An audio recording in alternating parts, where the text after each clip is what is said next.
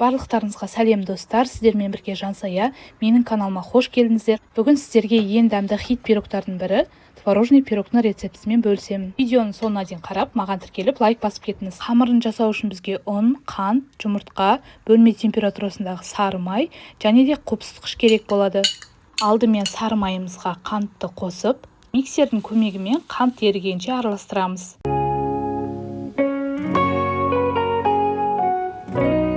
Ендігі кезекте жұмыртқамызды салып, қамырымыз біріккенше жақсылап миксермен араластырамыз. Ендігі кезекте ұнымызға қопсытқышты салып, жақсылап араластырамыз. Біріншіден қопсытқыш біздің қамырымызды көтереді әдемілеп, екіншіден жұмсақ қылады. Ұнды аз-аздан сала отырып, жақсылап қамыр илеп аламыз. Міне қамырымыз дайын болды, жұп-жұмсақ болып, енді бұны формаға саламыз.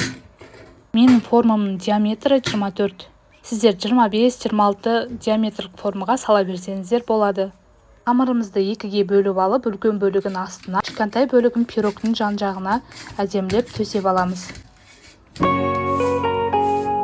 Міне біздің формамыз дайын, енді салмасын дайындайтын боламыз. Салмасы дайын болғанша холодильникке сала тұрамыз. Салмасына сүзбелі ірімшік, қаймақ, қант және жұмыртқа керек болады. Сүзбелі ірімшіктің орнына творожный сыр қолдансаңыздар да дәмді болады. Миксердің көмегімен или блендердің көмегімен жақсылап езіп аласыздар.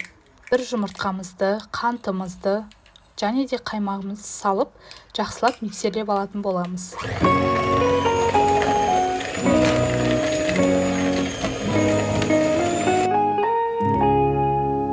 Біздің салмамыз дайын. Енді жаңағы холодильникке қойып қойған формамызды шығарып, соған жақсылап салатын боламыз.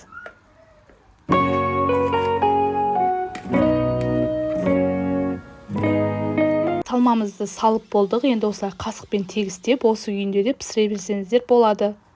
Мен бір жағынан әдемілік үшін, бір жағынан дәмді болсын деп, үйдегі бар вареньемен осылай әдемілеп қойдым. Енді пирогымызды 180 градуста қызып тұрған пеште 30-40 минут пісіріп аламыз. Дайын болған пирогты сразу формадан шығаруға асықпаңыздар.